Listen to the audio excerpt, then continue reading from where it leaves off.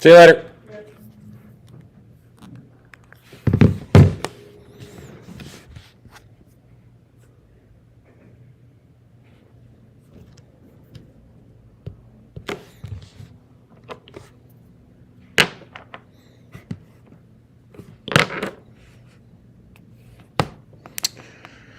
Let the stream load up here, make sure everything's firing. Make sure we're good to go. I'm just going live from the shop tonight. Usually closed by now, but I figure I'm going to force myself to stick around a little bit later than usual. What better way than to do a live stream and have some chit chat? I got one guy arguing with me in the comments of my most recent video saying I didn't calculate RPM correctly. I could be off by 2 or 3 RPM. So we're going to talk about that. We're going to talk about a little bit about rev rate, some of the things we're going to do, the new video series that I'm doing on how to increase rev rate, because even though I know strength isn't the most important thing with rev rate, it's certainly an added factor. It does make it easier to create rev rate. It doesn't mean you have to have strength to create rev rate. It just means if you don't have strength, then your rev rate, then it makes it more difficult for your technique to be as good as it could. So keep that in mind. Just because you're not strong, technically, that doesn't mean you can't have rev rate. A lot of the time people don't have rev rate because their fit is wrong, which that's 99% of the problem, is a lot of people don't have a fit that is proper for them. So they feel like they either have to squeeze it, which when you squeeze the ball, then the ball is going to come off your hand, off your thumb too late. It's going to come off at the same time as your fingers, and you're going to be in trouble. That's when your rev rate goes down. So grip strength is important. Wrist strength, forearm strength, all that stuff. Bicep, because rev rate comes from a little bit of an elbow bend as well. So like I said, you don't need to have strength. It just does make it easier to have the technique that you need. It makes the technique easier to repeat. That's what I would say about it. And for the person, somebody, I don't even know who it was, lately there's been a few people that just love to just be trolls. What are they doing out there? Like they wait, all of a sudden now I go live and now all of a sudden they're starting to drill on things. Insane. But anyway, all of a sudden over the last couple of weeks, there's been a few people that just decide to be trolls, like just ridiculous, arguing with me about some of the most petty things, like this RPM thing. You're calculating RPM wrong. Okay, well, I guess you're telling the entire industry that they calculate RPM wrong, because we're not trying to get it perfect. We just need a roundabout number. We just need it to be close. He says, by the naked eye, he can tell that I'm not 440. Okay, good luck with that. When I was measured with the actual tools used that have a sensor in the ball, I was 465 at Ebonite's camp when I went to Ebonite. So I'm not really sure why you would argue with me about that, but I even showed that it's lower than what it used to be. 444 is still down 20 from what it was. And 20 may not sound like a lot, but it kind of is. It makes all the difference in the world. So I'm trying to get up to 475 now. And I'm going to see if by doing some strength training and all this, can I create a little bit higher rev rate? I don't know the answer to that. I think it can help. It's not going to hurt, that's for sure. Nothing but respect for JR. Got to root for my Angels over your Tigers. I mean, Tigers aren't very good, so I don't think there's a whole lot you have to worry about there. Is a bowling ball still drilled fingertip for high rev rate, or is it supposed to be drilled deeper for more grip? It depends on the person. But yeah, generally, a lot of the time, you're going to see a fingertip layout or drilling for somebody that is creating more rev rate, where you're just getting the tips of your fingers in, and then your thumb clears it, and then you're rolling it off the tips of your fingers. So Tigers are 67 and 66. What, did they go on some huge win streak? Because they were quite a ways under 500 at one point. I don't think you're correct. Now you got me questioning things here. Now you're making me go look. I want to know. MLB.com. Like, What's the scoop here? Because if that's the case, they can be still fighting for a wild card spot. I don't know that you're correct, though. Let me go to standings here. Standings. Every website, man, has all these pop-ups that come up. I can't just go to where I need to go. Ugh. Tigers are... Holy cow, you're right. They're 67 and 66. They're over 500. I mean, they're 8.5 games back from the division still, but they're only 5.5 back from the wild card. Wow. They've been doing some work. They're doing some work over the last few games or so. So that's good. That's good. Crazy. So yeah, I mean, Tigers were playing pretty poorly there for a while. They were like 12 or what just happened? Oh, nothing. They were like 12 or 15 games under 500 or something at one point, I think. So I don't know. But yes, rev rate is the trash can to see pitches. That's funny.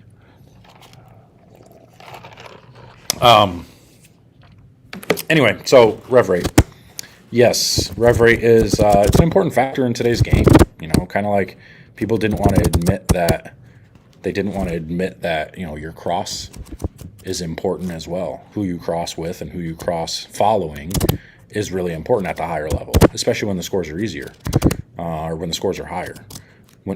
And the reason for that is because if the scores are higher, if you catch a bad cross, that lowers the scores, right? Now, if the scores are lower and you catch a bad cross, it doesn't really kill you that much. So now you might shoot 200 instead of 210. You know, so losing 5 to 10 pins because of a bad cross, not as big a deal as losing 20 to 40 pins because of a bad cross. You know what I'm saying? So it is what it is. Like, thankfully, there was enough people who were willing to listen, and through that video, if you haven't seen it, go watch it. But through that video, I had a lot of people that understood it. So it's it's one of those things that people really don't look at. They don't take into consideration with tournaments. They just think, oh, just throw it better. Sometimes there isn't just throwing it better. You know, especially once you start to really see ball motion differently and you start to realize, okay, here's the reasons why my bowling ball isn't making motion that I need it to make. Sometimes, I mean, yes, there is a move. There is something you can do, but but when you have just 2 frames to figure it out, otherwise you're giving up so much of the game. When the scores are high, you're screwed. If you're giving up 4 or 5 frames to figure out what exactly to do, now if you just don't carry a couple of times, you're shooting 210, 210 instead of the 230, 240 you need. You know, so it makes a big, big difference on that. And I'm not complaining I'm not saying that's why I missed that cut. Like that's not the entire reason I missed that cut. That's just a contributing factor. You know, like I missed probably a dozen spares in 48 games or so, about something like that. I missed quite a few spares. Again, that's also not the reason why I missed the cut, but it's a contributing factor. You start putting all these things together, now you kind of have an idea. So it's just how it goes. That's bowling. That's the way the game is. You know, you catch good crosses, and you know now you're not missing as many spares because you're not leaving as many. You're striking more, right? So it's just like I didn't miss any spares. I don't think. I'd have to look. Let me see if I can pull this up. I'm gonna give you guys a little bit of a sneak peek here, but you guys can't be like. I don't want you guys to go nuts over this. Let me see. I don't know if I can show you yet, but I'm gonna try and pull something up here if I can. Give me a hot second.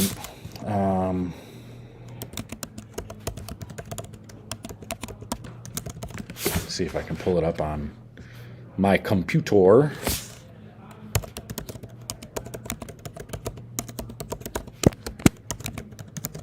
Might be able to give you a little bit of heads up what we got coming for you.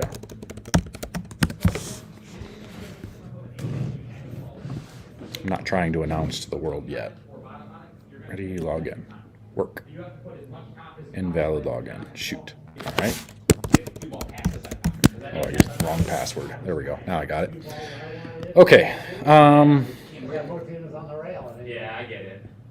Oh, dang it. Why is it making me doing this? Very good today. You played very smart when you needed to.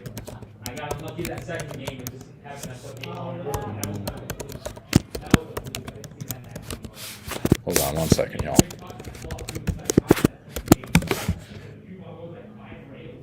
That didn't work.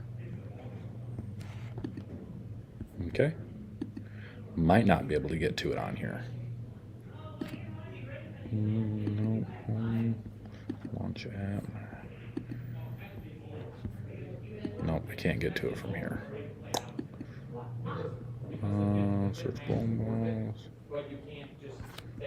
Hold on, maybe. My profile. Nope.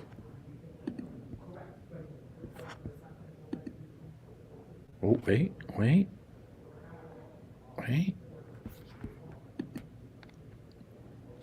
Maybe. It's possible. Maybe. I'm not screen sharing yet because I don't know if it's going to work, but I'm trying. Hold on.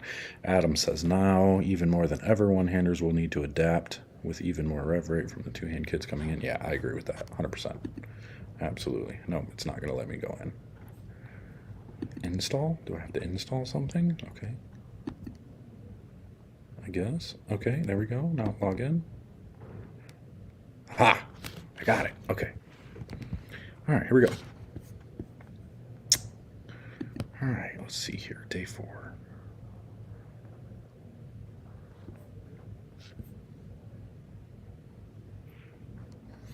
Okay. Let's go through games. Let's go through this. We're going to go through my stats here. Let me see if I can't pull them up from the event, and we'll kind of talk about it and see. Oh, which one is it? That one. Okay. All right. So, as y'all can see here, this is the app that we're developing. It is made public now. I'm not going to tell you how to get to it right now because we're not ready. There's still some things being added and whatnot, but I'll kind of give you a little bit of a rundown through this. So like this was my day 4 session. Let me back up a little bit if I can. How do I? Yeah, let me get out of here real quick. And we're gonna go. So you can see here I have all my sessions down here. It's hard to operate with my computer here instead, because that's what's cool about this is it's going to be usable on the computer as well as on your phone. You pull it up because it's actually just a website that's built to be able to use on your whatchamacallit, on your own phone, so you can use it offline as well as online. You don't have to have service. You don't have to be on Wi-Fi, any of that stuff. Okay, sessions. There we go. That's what I'm looking for. Go into my sessions. Here's all my sessions. All right, so we have tour trials, day 1. So this was the first 6 games. This was on the short pattern. So this will let me pull up everything. You can see I can put the lanes that I bowled on. I have left lane pattern, right lane pattern. Sometimes you're going to be on different patterns. And then you can keep track of your scores and stuff. So you can see strike, click on the frame. It'll show you what you left, 410. So strike 410. Then what I left? Then I left a bucket. See, that's confusing already. Then I struck, and then I 4-pinned. And then I finally threw a double, and then I 2-pinned. Okay, that's interesting. And then I swished 7, and then 10-pin. Okay, so that's another one of those games. So first game of the tournament, probably not very steady yet. Probably not getting my feet under me so well yet. But I'm going to show you through this anyway. I liked it when you had multiple cameras on the shot where you were just taking care of customers. Yeah, I'm going to be doing that more. I got to get the right chords for that. I got to get it to where I can have cameras set up in different spots and just have it running constantly. Because otherwise I had to move stuff around. It was a pain in the butt. But yes, I am going to be doing that again. Anyway, so yes, so this is what we got here. So it shows your games. The cool thing about this is, so like if I click on the ball, so each ball You have your arsenal set up for whichever balls you have in your bag. At that time, these were the balls that I had in my bag.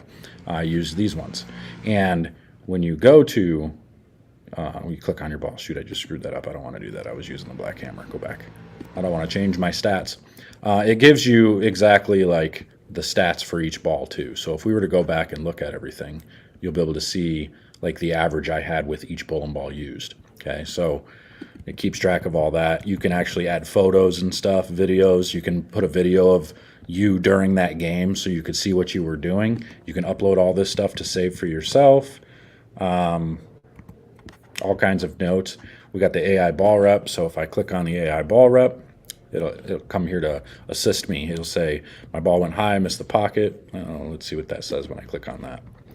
Where's your ball crossing at the arrows? It's going to ask you all these questions. Okay, so let's say I was between 10 and 15. How fast is your ball speed? Normally about 14 to 15. What type of release are you using? I'm using a normal release.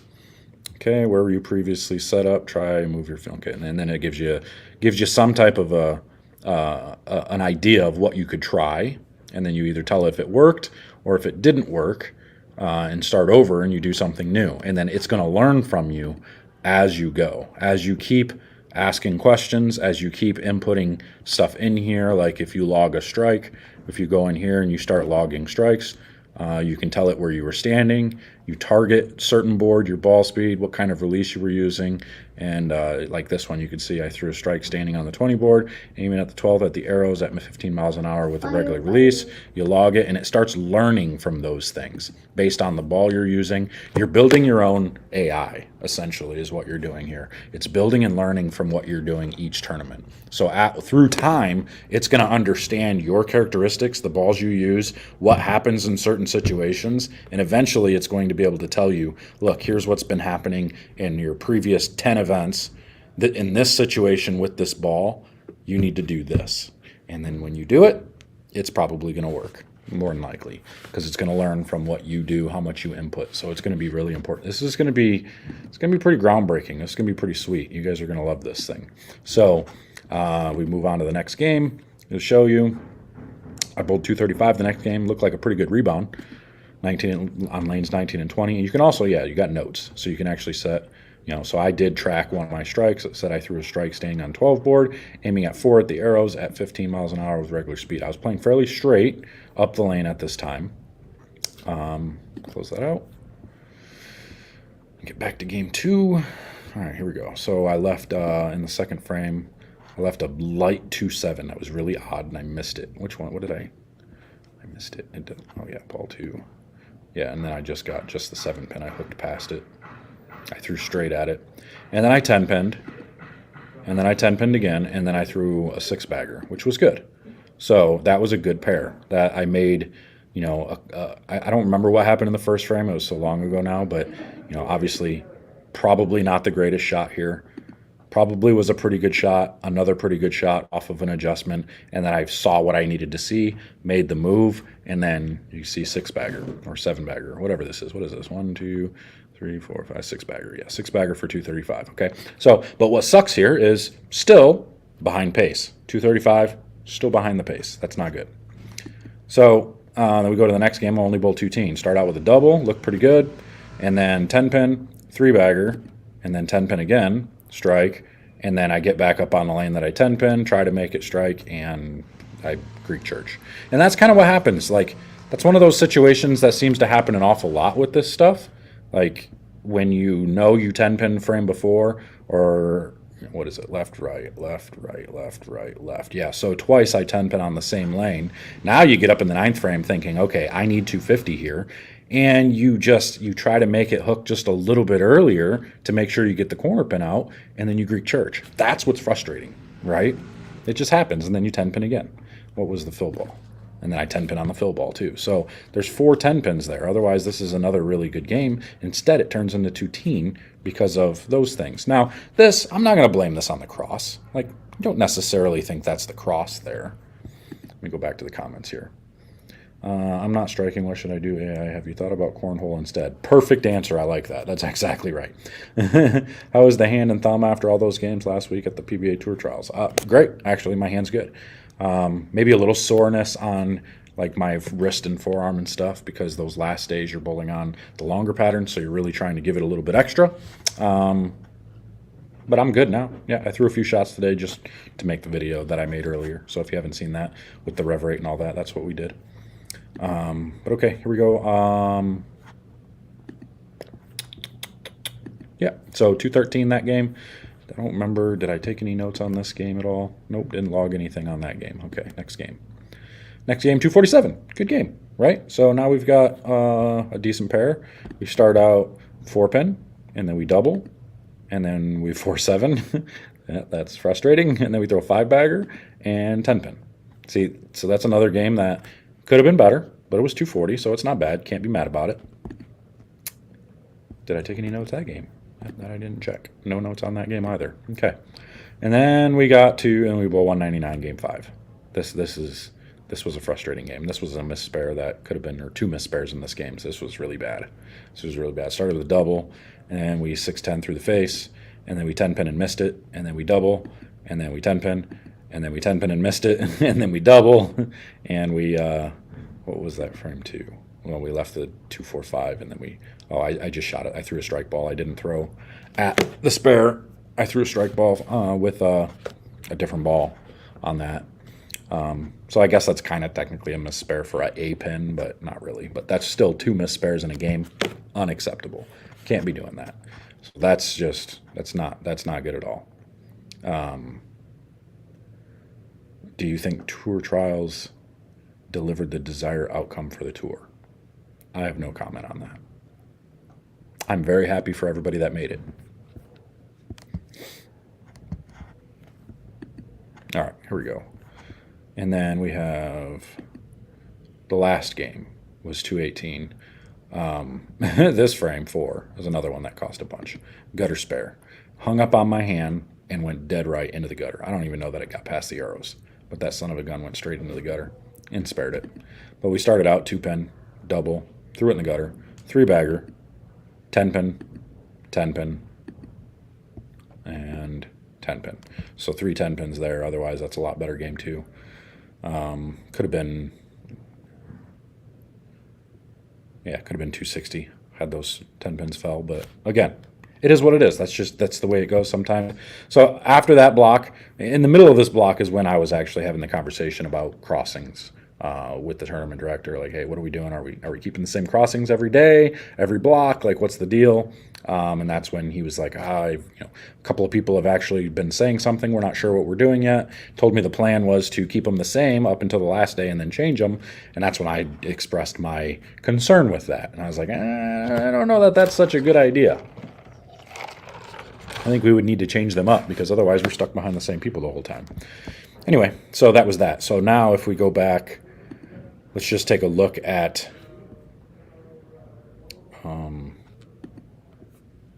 day 4, where we started here. Different cross. Started out okay. This first pair, we caught a pair where the bowling center had just put new flooring in, and our pair had glue that wasn't dry still coming up through the cracks. And so the approaches were super tacky. People kept getting stuff on their shoes, so they came with tape to tape the floor and tape over the glue, and it was a kind of a nightmare for a couple of pairs there. Still found a way to bowl 220.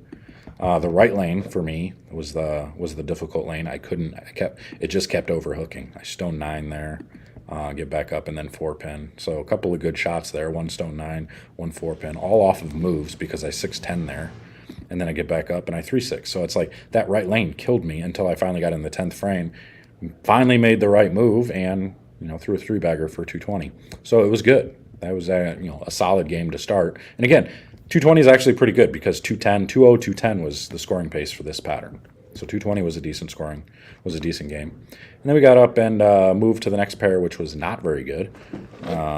This is the pair we moved to where the bottom of the field was. So to the pairs where everybody that wasn't scoring well the first 3 days they were at the bottom, because this is the day where we got grouped based on our standings. So I was in the middle of the pack, and so we followed the next game that group. So this is one of those examples where it's like, okay, not a great cross, not a good follow there based on what people were doing. We got forced way left real fast.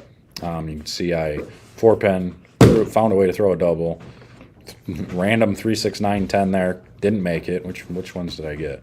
All but the 6-pin. Yeah, somehow I chopped the 3, 9, 10 off of that. And then I missed another spare. I missed a 10-pin, which is ridiculous. So back-to-back missed spares. It was honestly a really bad spare shooting event for me. It was not good all around. And even if I make all my spares, I'm still 100 and some pins out. So it's not like that really cost me. It cost me because that's, it changes your mindset. You make all your spares, now you're within 200 maybe instead of within 350. It is what it is. Another 4-7, another fast 8 basically. And then I washed out somehow. I don't know. It was really weird. My ball just never hooked. I remember that. And then I struck out for 188. Switched balls to the Harsh Reality Pearl at the end. And you can see this was the arsenal that I had for the long pattern. And that's what's cool about this app is I get to pick the balls that I put in my arsenal for the day, which is pretty neat. So, and you get to put the layout on there that you want. And I just I don't make it perfect. I just put it like one's pin down, one's pin up, basically type of thing. So I know. Anyway, so next game. So then we went to another pair, which was a pretty good pair. This is where we followed the leaders. So we got to where the leaders were, where they broke the lanes down good, and everything was cool. I struck, swished 7, and then I threw a 6-bagger, and then I just threw one bad. This was just a bad shot, so that's on me. So I 4, 6, 7. But either way, I double on the 10th and throw a fill ball with a different ball in the fill. And I, bowl 240. And so again, the scoring pace is 210. So I make up 30 pins there. This first set, I made up over 160 pins this set by bowling the block that I did. I bowled for 240 again, going to the next pair. Because again, we're following the leaders again. So double, 8 spare, probably a bad shot. I don't remember. 3, 6. Get up a couple frames later, 4, 7. That's another fast 8. The four pin combinations were the ones that were tough. They were difficult for me. Because those are the ones where it's like, okay, make sure you keep your speed down so the ball goes through the pins. And there was times when your ball would hook just a little too much, and you would 4-pin or fast 8, 4, 7 like this. And then I threw a 4-bagger, and what did I leave there? Second one was through the face, 6-10, bad shot. So, but another 240, so I gained another 30 pins there. Like I said, I gained 160 pins this block. I doubled. This is game 5. I doubled. And then I left a 5-7. This was actually a pretty good shot.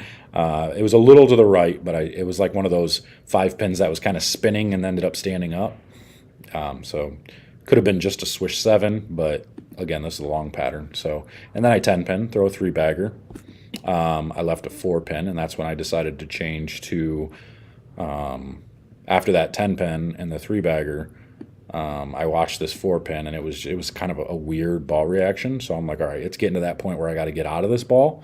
And I went to the vaporize, and I left the 10-pin, and then I left a 4-pin, which that was a pretty common thing for me this week, was leaving a 10-pin, like a flat 10, and then leaving a 4-pin like that, or vice versa, leaving the high, kind of a little too high in the pocket 4-pin, and then, making the move off of it, and then leaving a flat 10. Very, very common for me this week. Just the way it goes. But again, still 2-teen, right on pace. If anything, probably still making up, almost 10 pins, because the scoring pace was a lot lower on this. And then for game 6, bowled a really good game. Now getting to a point where the lanes are broken down, and we've got some good ball reaction. So we're using the vaporize at the end. This is where everybody was launching it down lane. I never had to launch it. I never actually had to even loft it very much.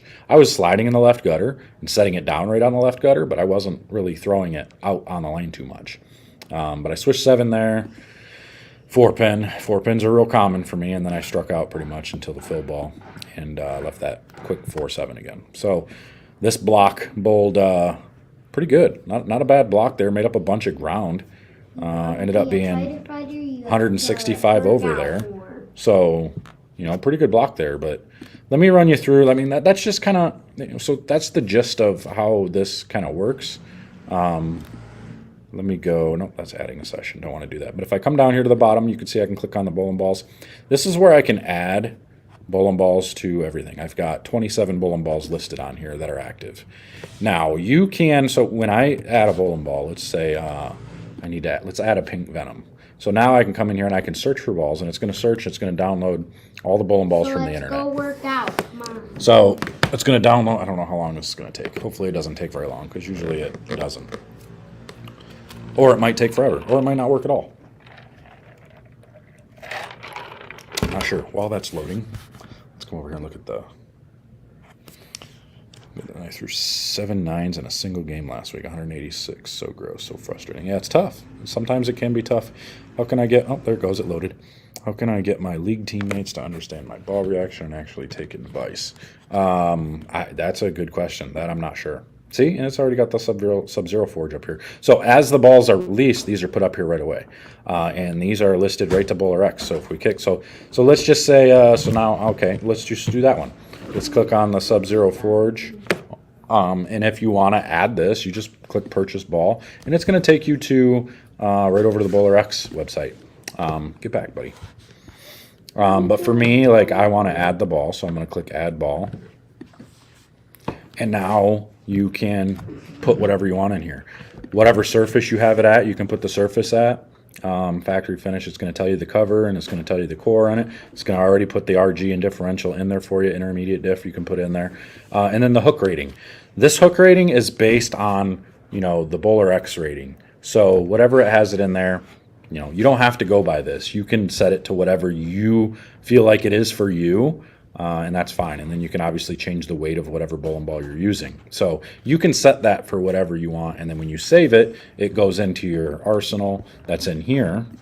But obviously I didn't save it. But I've got all my bowling balls in here. So when I click on them, if I want to edit them, I can change and you can go back in. This was when I added this one because I couldn't get this thing to load. So actually I need to delete this ball. So this one needs to be deleted, because I've got the other one in there. Oh, shoot. No, it was used. Cannot delete it because it was used. Darn it. Oh, well, whatever. Not deleting it. Anyway, so this is the list of bowling balls. So now what you can do also is you can create arsenals. So I have one arsenal, which is just my standard generic arsenal with all the bowling balls in it. You can create an arsenal. So let's create an arsenal. Let's say, okay, I'm going to be bowling on a short pattern. So we'll call this my short pattern balls.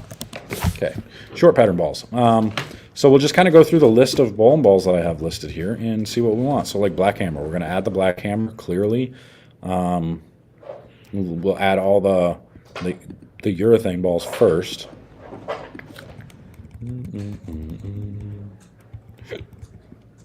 Dang it. Why you want to let me go to? You want to let me click next. That's not good. This must not be ready for this version yet. But anyway, so what you can do is you go through your bowling balls and you can create a arsenal of bowling balls, and you can use that, save that arsenal, and use that at a time. And you can save all your arsenals. Like you have your long pattern arsenal, your short pattern arsenal, and then you can just select those and you can keep those for when you need to use them. So like this is my generic arsenal, which just has all the bowling balls in it. I just made it as generic just because that's what it is. And it works out that way. So you can add them in there. Let me see what else we got here. Let me get out of here. And then my dashboard. Let's see what the dashboard says. Oh, this was the dash. You can add your league. Yeah, so you have leagues that you can add in here, and you can keep track of your stats and everything on your leagues. All of your tournaments are in here. All the different centers you bowl at are in here. Any of the patterns that you ever bowl on are in here, and this will keep track of what you average on these patterns. So like if you're a regional bowler and you bowl a lot of PBA events, it'll keep track of your average on each pattern that you use at all of the events, and you'll understand, and it'll keep track of what you did on those patterns in those certain situations and the surface and everything that you're on. Like it'll keep track of all of that stuff. So that's kind of cool. Yes, I'm almost done, but we'll go home. Can you hurry up before they shut off the games and play games? Oh, yeah. $10 right here. Mm-hmm. Right here. Yes, I know, buddy. Right here. Yeah. So then this shows you all the balls for sale.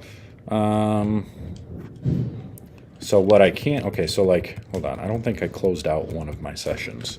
So let me go back, I think this one. Yeah, so I can do AI session analysis. So I only averaged 100 and, wait, what? Oh, game 6 got moved out. I thought I fixed that. So game 6 wasn't in there. I bowled, actually I need to add that. I can actually do that. I remember what I bowled. I bowled 244. And I think I started 4-bagger, 10-pin, spare. I think it was double. It was double 10. I think it was a 4-pin. Double 4-pin spare.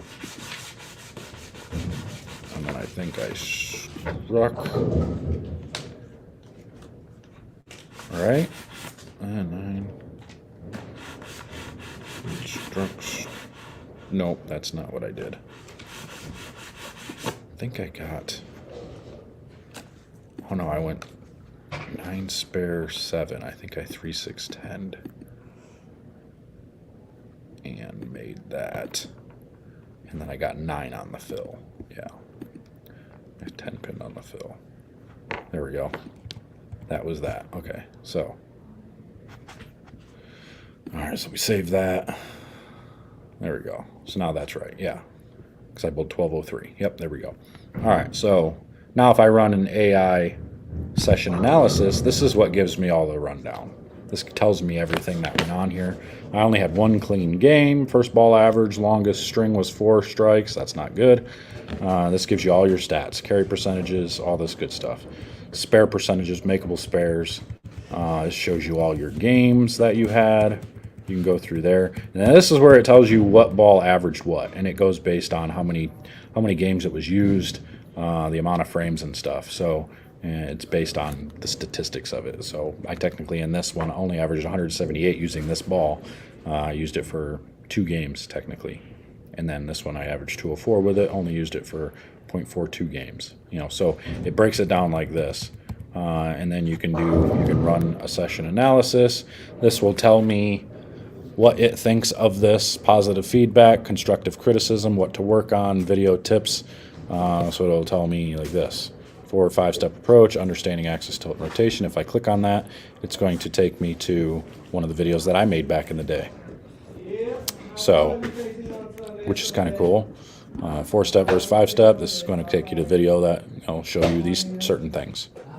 It's just giving you some basic ideas, some basic feedback on some stuff, and what you can do. The other thing we can look at is if we go back to analytics over here. Now we can look at all of this stuff. So we can look at spares. Let's look at. No. How do I do this? I just want to look at spares. Yeah. So now you can look at all the spares you left, and the percentages of what you have, what you've left, how many times you've made them. Where your issues are. And this is just based on the one session. You can do it on all of your sessions, so you know what you need to work on and everything. So anyway, I think this is going to be pretty cool. It's going to be a pretty cool rundown. We're going to, once everything else is added to it, I'll show you exactly what we're doing with it and the things you can do with it. But it's going to be a pretty neat little app there. So anyway, yeah. So that's that. My kid's getting restless, so I'm going to roll out of here. Rev rate, make sure to pay attention to those videos that I have coming up. I'm going to be doing them weekly. I'm going to show you the workouts that I'm going to do, some of the things. One of the things I'm going to be using is, it's in my pocket actually, I was using it a little bit today. It's one of those like hand strength things. So you put your fingers in it, and let's see if I can get it together. This is good for your wrist, your forearm, all these things, but it's just one of the rubber things where you do that and you stretch it out. That's really good for like right back here on my thumb especially. Really can strengthen that there. So I'm going to be doing that quite a bit, a bunch of different reps. Just one of the things I'll do, along with some of the weight, one of the weight programs and stuff that I'll be doing. But I'm going to show you guys, I'm going to be doing videos on the things that I'm doing to increase rev rate, and you'll be able to watch and see if it works for me. And if it works for me, it's probably going to work for you. So I'll show you the guys that stuff. But make sure to head over to 10pindoctors.com. All the info and stuff for this will be live on there eventually. You'll be able to see the app and everything on there eventually as well. And I'll get you more info as soon as that comes out. But I'm getting out of here. Appreciate you all guys just coming out. If you can, support the channel with our Patreon. Head over to 10 Pin Doctors. Sign up for the membership over there. If you're a member over there, you're going to get a discount for all the premium stuff at the stats at the app. You're going to get discounts on all that for being a member of our app, of our website. So go to 10pindoctors.com. Check out everything over there. And until next time, I'm out of here. We'll see you guys later.